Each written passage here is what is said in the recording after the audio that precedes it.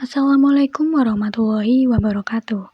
Halo semuanya, selamat datang di video presentasi tentang implementasi model pembelajaran Project Based Learning pada keterampilan berbicara dan mempresentasikan teks puisi kelas 10 SMA.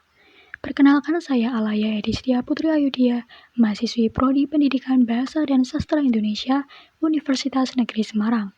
Di video kali ini, saya akan mengeksplorasi cara inovatif untuk menjadikan pembelajaran puisi lebih menarik, kreatif, dan bermakna bagi siswa.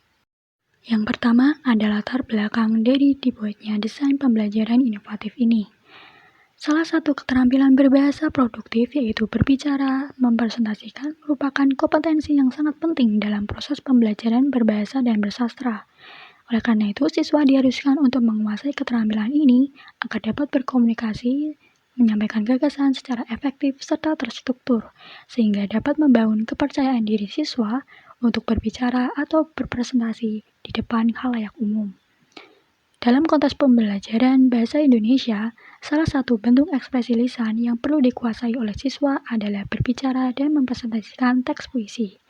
Sehingga dalam pembelajaran ini, siswa tidak hanya terfokus pada pembacaan teks puisi saja, tapi siswa juga dilibatkan dalam berbagai proyek pembelajaran. Slide selanjutnya yaitu kajian teoretis. Yang pertama, teks puisi. Puisi adalah bentuk karya sastra imajinatif dengan menggunakan ungkapan-ungkapan analogis dengan tujuan untuk menyampaikan suatu makna sehingga pesan yang terdapat dalam puisi tidak dapat langsung dimengerti oleh semua orang karena menggunakan kata-kata yang penuh imajinasi dan bersifat estetis. Lalu yang kedua ada keterampilan berbicara atau mempresentasikan. Hakikat keterampilan ini merupakan suatu kemampuan dalam mengucapkan bunyi atau perkataan dengan tujuan untuk menyampaikan, mengungkapkan, dan mengekspresikan ide atau gagasan, disertai dengan perasaan. Keterampilan berbicara ini memiliki berbagai jenis. Yang pertama, berdasarkan situasi pembicaraan, ada berbicara formal dan berbicara informal. Lalu, berdasarkan jumlah penutur, dibagi menjadi 3, yaitu berbicara sendiri atau monolog, berbicara antar pribadi atau dialog, dan berbicara antar kelompok. Dan masih banyak jenis keterampilan berbicara yang lainnya.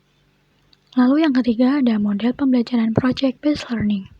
Model pembelajaran ini menekankan pembelajaran berbasis proyek agar siswa dapat terlibat lebih aktif dan kreatif untuk menciptakan suatu proyek terkait topik pembelajaran. Model pembelajaran ini digunakan untuk menyelesaikan masalah yang lebih kompleks yang harus dijalankan dan dipahami oleh para siswa.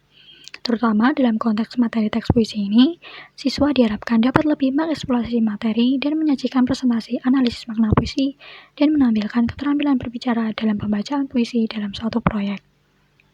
Lalu selanjutnya kita masuk dalam desain pembelajaran inovatif. Dalam desain ini terdapat 5 aspek pembangun. Yang pertama, yaitu tujuan pembelajaran. Dalam implementasi model pembelajaran Project Based Learning, dalam keterampilan berbicara mempresentasikan teks puisi ini, berikut diantaranya. Yang pertama, siswa mampu mengidentifikasi tema, makna, dan pesan dalam puisi yang telah dipilih atau mereka buat secara kreatif. Lalu yang kedua, siswa mampu menciptakan berbagai puisi dengan berbagai tema. Lalu yang ketiga, siswa mampu menyampaikan deklamasi puisi atau pembacaan puisi dengan intonasi, ekspresi, dan gestur yang sesuai, sehingga makna dalam puisi tersampaikan dengan baik. Lalu yang keempat, siswa mampu mepresentasikan proyek kreatif terkait puisi seperti video pembacaan puisi dengan memanfaatkan media secara efektif dan kreatif. Lalu selanjutnya ada aspek kedua dari desain pembelajaran inovatif yaitu penilaian hasil belajar. Di sini akan diterapkan 2 jenis penilaian. Yang pertama, penilaian formatif. Penilaian ini digunakan untuk menilai proses pembelajaran selama pelaksanaan proyek. Yang pertama yaitu mengukur kemampuan pemahaman siswa tentang teks puisi dengan metode diskusi kelompok dan tanya jawab. Lalu yang kedua, menilai kreativitas siswa dalam menulis puisi dengan tema tertentu dengan metode observasi terhadap proses dengan dinilai melalui lembar observasi guru. Yang terakhir, menilai persiapan penyajian karya puisi berupa saat diskusi bersama atau sesi latihan. Oke, selanjutnya yaitu penilaian sumatif. Penilaian ini digunakan untuk menilai performansi akhir siswa dalam pembacaan atau presentasi teks puisi. Yang pertama, menilai performansi deklamasi siswa dengan memperhatikan intonasi, ekspresi, serta gestur tubuh. Lalu yang kedua, menilai kreativitas siswa dalam menciptakan puisi dengan melakukan analisis karya kemampuan siswa dalam membandingkan berbagai teks puisi. Lalu yang ketiga, menilai penggunaan alat bantu multimedia yang digunakan oleh siswa guna mendukung performansi. Lalu yang terakhir, melakukan refleksi berupa wawancara atau tanya jawab terkait puisi yang telah mereka sajikan. Slide selanjutnya yaitu contoh rubrik penilaian. Berikut dua penilaian formatif dan sumatif yang bisa diterapkan dalam proses pembelajaran ini. Di sini saya mengambil 3 materi yang relevan dengan keterampilan berbicara mempresentasikan teks puisi. Yang pertama yaitu pemahaman dasar tentang puisi, meliputi pengertian puisi, ciri-ciri, jenis, struktur fisik, dan struktur batin. Materi ini hanya bersifat penguatan saja karena kita berfokus pada keterampilan berbicara dan mempresentasikan. Lalu yang kedua yaitu deklamasi atau pembacaan puisi. Meliputi pengertian, 3 unsur utama, dan langkah-langkah dalam mempersiapkan deklamasi atau pembacaan puisi ini. Lalu materi yang terakhir yaitu memberikan tanggapan terkait pembacaan atau deklamasi puisi. Hal ini berarti menyampaikan komentar, pendapat, saran, atau kritik berdasarkan kriteria pembacaan puisi yang baik. Beberapa kriteria tersebut meliputi aspek penghayatan, pelafalan, dan penampilan. Pemberian tanggapan ini dapat dilakukan antara sesama siswa atau dipandu oleh guru atau guru sendiri. Aspek yang keempat dapat berupa media pembelajaran. Yang pertama, media digital berupa video pembacaan puisi sebagai alat pembelajaran atau aplikasi editing video.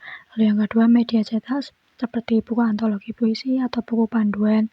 Lalu yang ketiga, media fisik dapat berupa panggung pementasan atau seperti tempat latihan dan properti. Lalu yang keempat, media kreatif sebagai alat untuk presentasi. Lalu tahap terakhir yaitu langkah-langkah pembelajaran. Yang pertama, tahap orientasi. Pada tahap ini, guru dapat memberikan motivasi atau memperkenalkan tujuan pembelajaran dan memberikan gambaran proyek yang akan dilakukan. Dapat berupa salam, ice breaking, dan memberikan pertanyaan pemantik terkait materi. Lalu yang kedua, terdapat tahap kegiatan inti, ini berdasarkan sintakmatik project-based learning. Pertama, guru dan siswa mendiskusikan pertanyaan mendasar untuk memahami pentingnya kemampuan berbicara dalam menyampaikan puisi. Lalu yang kedua, mendesain proyek atau produk. Siswa diarahkan untuk berkelompok dan merancang proyek membaca dan mempresentasikan puisi, seperti video rekaman atau panggung pementasan. Lalu yang ketiga, menyusun jadwal pembuatan proyek. Lalu keempat, guru melakukan pemantauan perkembangan proyek dan memberikan umpan balik terhadap siswa. Lalu yang kelima, menguji hasil sebagai penampilan hasil pembacaan dan deklamasi puisi di hadapan audiens. Dan keenam, evaluasi pengalaman belajar dengan merefleksikan proses proyek termasuk tantangan yang dihadapi dan pembelajaran yang diperoleh. Lalu yang ketiga, tahap penutup, terdapat aspek refleksi serta umpan balik yang positif dan tugas tambahan terkait pengunggahan video rekaman di berbagai platform media digital. Nah, demikian eksplorasi kita tentang implementasi model pembelajaran project-based learning pada keterampilan berbicara dan mempresentasikan teks puisi kelas 10 SMA. Dengan pendekatan ini, pembelajaran puisi tidak hanya menjadi pengalaman yang menyenangkan, tetapi juga mendorong siswa untuk berpikir kritis, berkreasi, dan berkomunikasi dengan lebih percaya diri. Semoga video ini dapat menginspirasi. Dan jangan lupa untuk like, share, dan subscribe agar tidak ketinggalan video menarik lainnya. Terima kasih dan sampai jumpa di video berikutnya.